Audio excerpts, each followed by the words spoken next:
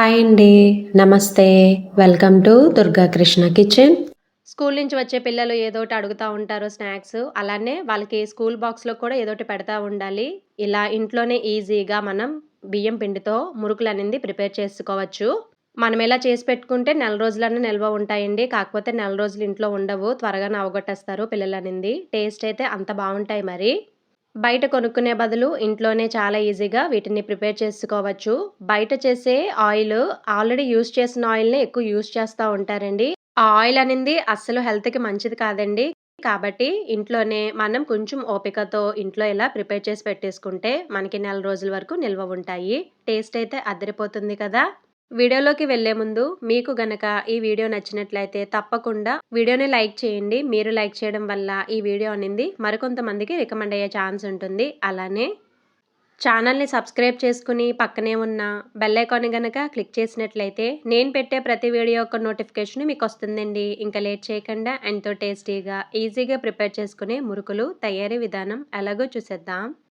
ముందుగా ఒక పళ్ళెంలోకి 1 ½ కప్ వరకు బియ్యం పిండి తీసుకోవాలి. ఇది పొడి బియ్యం పిండేనండి. దీనిలోకి పావు కప్పు వరకు శనగపిండి యాడ్ చేసుకోవాలి. అంటే హాఫ్ కప్పులో సగమండి. ఇలా శనగపిండి యాడ్ చేయడం వల్ల మనకి మురుకులనేది క్రిస్పీగా వస్తాయి. టేస్ట్ చాలా బావుంటుంది కమ్మగా. మురుకులు మంచి కలర్ రావడం కోసం పావు టీ స్పూన్ వరకు పసుపు, అలానే హాఫ్ టీ స్పూన్‌కి కొంచెం ఎక్కువలో వాము, దానితో పాటే హాఫ్ టీ స్పూన్‌కి కొంచెం ఎక్కువలో కారం, టేస్ట్‌కి తగ్గట్టుగా ఉప్పును కూడా యాడ్ చేసుకోవాలి. అలానే 2 స్పూన్స్ వరకు నువ్వులు యాడ్ చేసుకోవాలి. నువ్వులు యాడ్ చేసుకోవడం వల్ల మురుకులు తినేటప్పుడు మనకి నువ్వుల ఫ్లేవరు అక్కడక్కడ తగిలి టేస్ట్ అనేది చాలా బావుంటుందండి.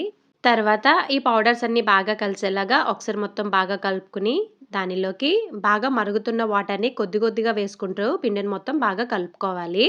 వాటర్ అనింది రోలింగ్ బాయిలింగ్‌లో మరగాలండి. అప్పుడే బావుంటుంది. పిండి అనింది కూడా అప్పుడే బాగా ఉక్కుతుంది. ఇలా వాటర్ యాడ్ చేసిన తర్వాత ఒకసారి మొత్తం ఇలా బాగా కలిపేసుకోవాలి స్పూన్‌తో. ఇలా కలిపెట్టుకున్న తర్వాత కొంచెం తడి పొడిగా ఉంటుంది కదా! ఈ టైంలో మూత పెట్టేసుకొని ఒక 10 నిమిషాలు పిండిని ఉక్కనివ్వాలి. పిండి అనింది మనం ముట్టుకునే హీట్‌కి వచ్చినప్పుడు దీన్ని బాగా కలుపుకోవాలి. చపాతీ పిండిలాగా బాగా కలుపుకొని ఇలా ఒక రోల్‌లాగా తీసుకొని జంతికల గొట్టంలో వేసుకోవాలి. జంతికల గొట్టానికి ఆయిల్ అనేది అప్లై చేసుకోవాలండి. ఫస్ట్ టైమ్ అప్లై చేస్తే సరిపోతుంది. ఇలా అప్లై చేసిన తర్వాత నేను మురుకుల కోసం ఈ ప్లేట్ తీసుకున్నా. దీనికి కూడా ఆయిల్ అప్లై చేసుకొని జాగ్రత్తగా ఇలా జంతికల గొట్టంలో వేసుకోవాలి. మీకు జంతికల గొట్టం కొనే ఇంట్రెస్ట్ ఉంటే కనుక ఈ టైప్ ఇది ట్రై చేయండి. చాలా ఈజీగా అయిపోతుంది. ఈ హ్యాండిల్‌కున్న బటన్ ప్రెస్ చేస్తే ఇలా పైకి వెళ్తుందండి. తర్వాత జాగ్రత్తగా జంతికల గొట్టానికి ఫిక్స్ చేసుకొని ఇలా గన్నలాగా ప్రెస్ చేసినట్లయితే మనకి జంతికలనేది ఈజీగా వచ్చేస్తాయి.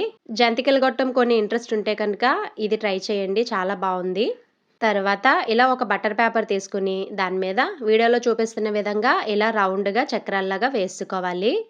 బటర్ పేపర్ బదులు మీరు చిన్ని చిన్ని ప్లేట్‌ల్లో అన్నా వేసుకోవచ్చు. లేదా కాటన్ శారీస్‌కి కవర్ ఉంటుంది కదండీ! ఆ కవర్‌కి ఆయిల్ అప్లై చేసి దాని మీద కూడా వీటిని వేసుకోవచ్చు.